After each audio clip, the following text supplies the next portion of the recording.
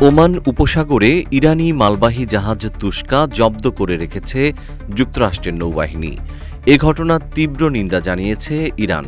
জাহাজ নাবিক, ক্রু এবং তাদের পরিবারদের অবিলম্বে মুক্তি দেওয়ার আহ্বান জানিয়েছে ইরান সরকার। ২১ এপ্রিল ইরানের পররাষ্ট্র মন্ত্রণালয় এক বিবৃতিতে এই আহ্বান জানিয়েছে।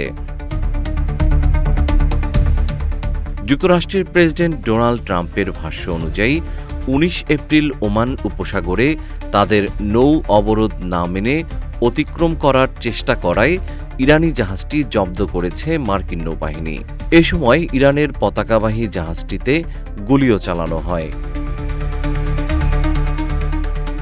ইরানের পররাষ্ট্র মন্ত্রণালয় এই জাহাজ জব্দের ঘটনাকে অত্যন্ত বিপজ্জনক এবং অপরাধমূলক বলে অভিহিত করেছে। দ্রুতই এর প্রতিশোধ নেওয়ার অঙ্গীকার জানিয়েছে।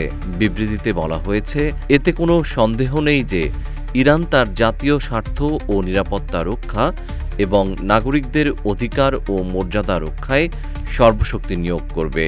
এ অঞ্চলে উত্তেজনা বৃদ্ধির জন্য সম্পূর্ণ দায়ভার যুক্তরাষ্ট্রের উপর বর্তাবে। জাহাজটিতে কতজন লোক ছিল এবং তারা ইরানি কিনা তা এখনও অস্পষ্ট।